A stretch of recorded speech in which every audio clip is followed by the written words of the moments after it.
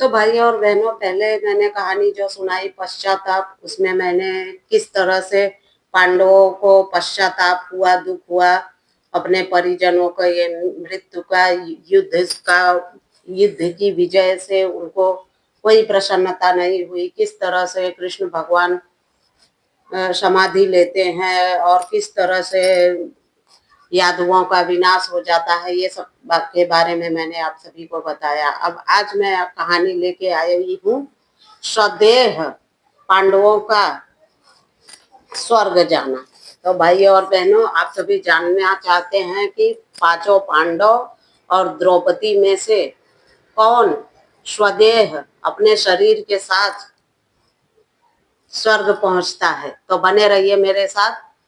मैं प्रीति शर्मा आप सभी के बीच में लेके आ गई हूँ महाभारत की अंत की जो छोटी मोटी कहानियां हैं, जो नहीं दिखाई गई है, नहीं बताई गई है, तो मैं उसके बारे में आप सभी को लेके आ चुकी हूँ।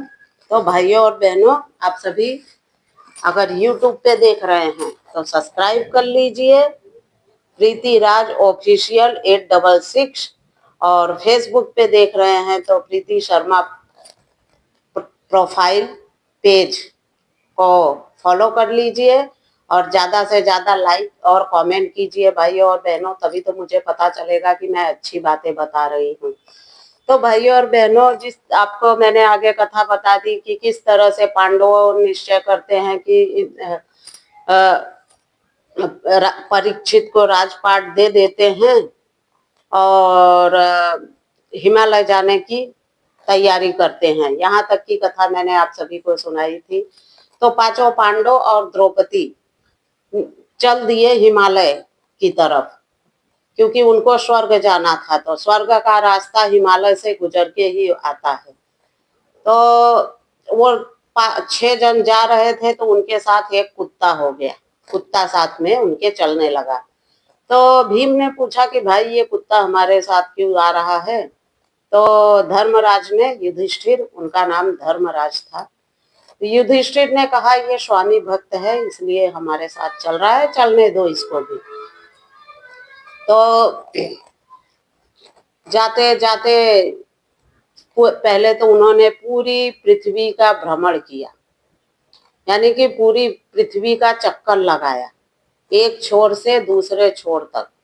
फिर उसके बाद वो लाल सागर पे पहुंचे।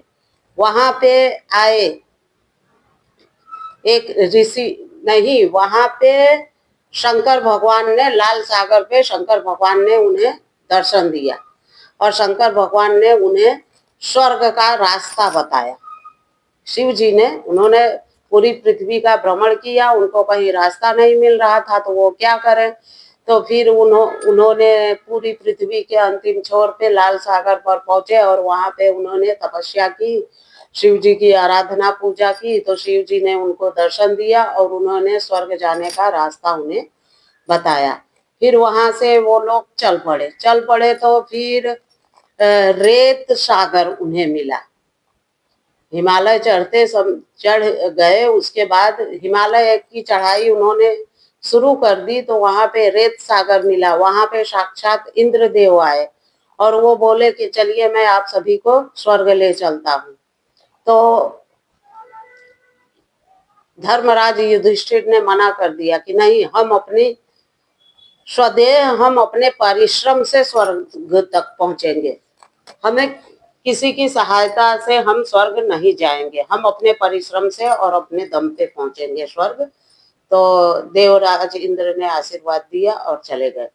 फिर जैसे ही उन्होंने चढ़ाई शुरू की तो सबसे पहले द्रौपदी, हिमालय की चढ़ाई में द्रौपदी पिघल गई। जब द्रौपदी पिघल गई, गिर पड़ी, तो भीम ने पूछा कि भ्राताश्री, द्रौपदी का ऐसा हाल क्यों हुआ, ये हमारे साथ, क्या ये हमारे साथ जाने योग्य नहीं है। तो युधिष्ठिर ने कहा कि हाँ, नहीं, इसने एक पाप किया था, इसने हम पांचों भाइयों में से सबसे ज्यादा प्रेम अर्जुन को किया था, इसीलिए इसी फल स्वरूप ये हमारे साथ जाने के योग्य नहीं है, इसीलिए इनको ये पाप की भागनी थी तो ये पिघल गई। अच्छा, फिर कुछ दूर जाते पहुंचे तो वहां पे सहदेव पिघल गए। जब सहदेव पिघल गए तो फिर भीम ने प्रश्न किया कि भ्राताश्री युधिष्ठिर से कि भ्राताश्री सहदेव को क्यों ऐसी गति हुई, क्या ये हमारे साथ स्वर्ग आने योग्य नहीं है, इन्होंने ऐसा क्या किया था। तो युधिष्ठिर ने उत्तर दिया कि भाई, इनको अपने विद्या का बहुत घमंड था, ये अपने आप को बहुत बड़े विद्वान समझते थे, इसलिए इनका घमंड था, यही पाप इनका था, इसलिए ये स्वदेह स्वर्ग नहीं जा सकते, इसलिए पिघल गए। अच्छा, फिर कुछ दूर पहुंचे तो नकुल पिघल गए, वो गिर पड़े। तो जब नकुल गिर पड़े तो फिर से भीम ने प्रश्न किया कि भाई, हमारे भ्राता नकुल ने क्या किया था जो वो गिर पड़े, क्या ये स्वर्ग जाने योग्य नहीं है। तो उन्होंने बताया कि भाई, इनको अपने रूप का बहुत घमंड था और इसी घमंड की वजह से ये स्वर्ग नहीं जा सकते, ये पाप के भागी हैं और ये पिघल गए। अच्छा, फिर कुछ दूर पहुंचे तो अर्जुन अर्जुन पिघल गए। तो फिर भीम ने पूछा कि भाई, अर्जुन क्यों पिघल गए, ये क्यों गिर पड़े। तो युधिष्ठिर ने जवाब दिया कि इनको अपने पराक्रम और गांडीव धनुष का बहुत घमंड था। अगर रास्ते में आते समय इंद्रदेव ने इनका दांडीव धनुष ना रखवाया होता तो वो ये साथ लेके आते। इनको ऐसा था कि मैं एक ही दिन में पूरी पृथ्वी नष्ट कर सकता हूँ अपने पराक्रम से, पर ऐसा कभी हो नहीं सकता, इसलिए इनको इसका घमंड था, इसीलिए ये स्वदेह स्वर्ग नहीं जा सकते, इन्होंने यही पाप किया था, इसीलिए पिघल गए। अच्छा, फिर कुछ दूर पहुंचे तो भीम गिर पड़े और जब भीम गिर पड़े तो गिरते गिरते भीम ने प्रश्न किया कि भ्राताश्री, मेरी ये दशा क्यों हुई, मैं मरने से पहले मैं जानना चाहता हूँ कि ऐसा मैंने कौन सा पाप किया था जो मैं भी स्वदेह स्वर्ग जाने लायक नहीं हूँ। तो युधिष्ठिर ने जवाब दिया कि भ्राता, तुम खाते बहुत थे और तुमको अपने बल का बहुत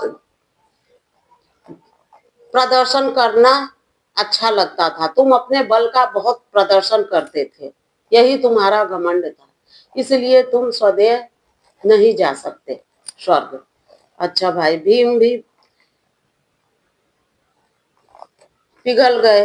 फिर कुछ दूर पहुंचे तो धर्मराज आए, स्वर्ग के दरवाजे तक महाराज युधिष्ठिर पहुंचे और दरवाजे पर साक्षात धर्मराज आए, उनके स्वागत में खड़े हुए और युधिष्ठिर से बोले कि चलिए आप स्वर्ग में।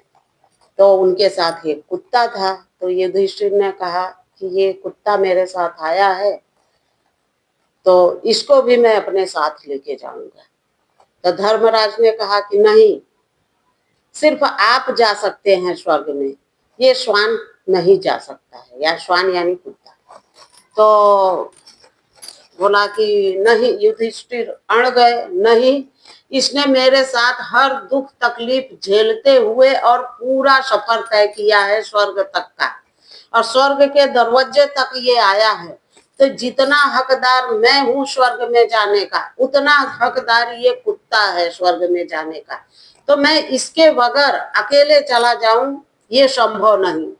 धर्मराज, आपको अगर मुझे स्वर्ग ले जाना है तो इस कुत्ते को भी मेरे साथ ले चलिए, और नहीं तो मैं स्वर्ग नहीं जाऊंगा।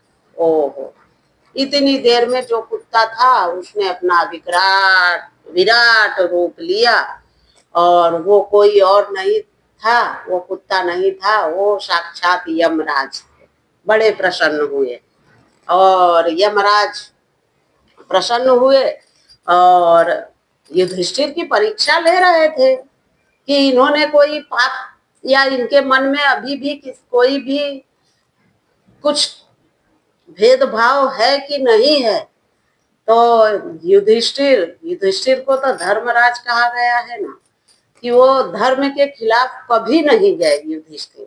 सिर्फ उन्होंने एक अधर्म काम किया था, उसका भी फल उनको इसी कहानी में मिलेगा, मैं आप सभी को बताती हूँ। तो यमराज, धर्मराज, युधिष्ठिर सब को लेके स्वर्ग में गए। जब स्वर्ग गए पहुंचे तो उन्होंने सामने सिंहासन पे दुर्योधन को बैठे देखा, तो बड़े विचलित हुए, ये महापापी यहाँ स्वर्ग में क्या कर रहा है, मेरे भाई कहाँ हैं? उन्होंने पूछा, मेरे भाई कहाँ हैं, मेरी द्रौपदी कहाँ है, मुझे पहले उनसे मिलना है। तो धर्मराज ने कहा कि ऐसा है कि ठीक है, आप उनसे मिलना चाहते हैं तो ओके, कोई बात नहीं। एक दास को बुलाया और कहा कि जाओ इनको, इन भाइयों से और इनकी पत्नी से इनको मिलवा दो। ठीक है, तो वो दास उनको ले गया, ऐसी जगह ले गया यानी कि नर्क में लेके पहुंचा। और नर्क में चारों तरफ से गंध आ रही थी और लाशें पड़ी थी और चील थे, चील के जो चोच होते हैं वो लोहे के चोच थे, उसी से कोच कोच के लाशों को वो लोग खा रहे थे। और ये सब दृश्य देख के मुंह दबा के, और धर्मराज कहते हैं कि ये कैसी जगह तुम मुझे ले आए हो, मेरे भाई कहाँ है, द्रौपदी कहाँ है, ये कैसी जगह ले आए हो, मुझे यहाँ नहीं रहना, मुझे लेके यहाँ से तुरंत चलो। तो जैसे ही दास उनको वापस लेके जा रहा था तो फिर पुकारने लगे उनके भाई भीम, अर्जुन, नकुल, सहदेव। द्रौपदी ने पुकार लगाई कि आप मत जाइए, आप हमारे साथ रहिए, आप मत जाइए। तो जब वो रुके और पूछा तो उन्होंने बताया कि मैं भीम हूँ, आपका भाई, मैं अर्जुन हूँ, मैं नकुल हूँ, मैं सहदेव हूँ। और द्रौपदी ने कहा मैं आपकी धर्म पत्नी हूँ, पांचाली। वो देखे तो उनको बड़ा तकलीफ हुआ। थोड़ी ही देर, कुछ क्षण के लिए उनको नर्क में जाना था। क्यों जाना था वो भी मैं आप सभी को बताती हूँ। तो फिर इतनी देर में जब उन्हें तकलीफ हुई तो वो घड़बड़ाने लगे कि मेरे भाइयों और मेरी पत्नी का ऐसा हाल। फिर उसी समय धर्मराज आ गए, यमराज आ गए और तुरंत जैसे ही आए और इंद्रदेव आ गए वहां पे। और जैसे ही इंद्रदेव आए वहां पे सब कुछ खिलखिलाने लगा, खुशबू, जहाँ बदबू आ रही थी वहां सुगंध आने लगा और सब अच्छे भले हो गए। भीम, अर्जुन, नकुल, सहदेव ने अच्छे वस्त्र धारण कर लिए और बहुत सुशोभित दिखने लगे। और एक तरफ द्रौपदी भी बहुत सुंदर वस्त्रों में उपस्थित हो गई और सुगंधित वातावरण हो गया। तो फिर धर्मराज ने उत्तर दिया कि मुझे यहाँ पे इस तरह का दृश्य क्यों दिखाया गया, ऐसी जगह मुझे क्यों ले जाया गया, ऐसा तो मैंने क्या पाप किया था। तब यमराज ने बताया कि आपने एक पाप किया था कि जब अश्वत्थामा के पिता द्रोणाचार्य की को मारने का प्रयोजन किया था सबने। तो सबने जब कहा कि अश्वत्थामा मर गया तो आपने भी हामी भरी थी द्रोणाचार्य के सामने। आपने यही पाप किया था, यही इसी पाप के कारण कुछ क्षण आपको नर्क में बिताना था, तो इसलिए आपको नर्क दिखाया गया उसी पाप के कारण। बाकी आप ने कोई पाप नहीं किया है। आप धर्म के राजा हो और हमेशा आपकी कीर्ति पूरे विश्व में धर्मराज के नाम से आप जाने जाओगे। तो भाइयों और बहनों, मेरी कहानी 14 मिनट की हो गई है, बहुत बड़ी हो गई है, तो देखना नहीं भूलिएगा और अच्छी लगे तो लाइक, कमेंट, शेयर जरूर करिएगा। इसी के साथ मैं प्रीति शर्मा आप सभी से विदा लेती हूँ। जय हिंद।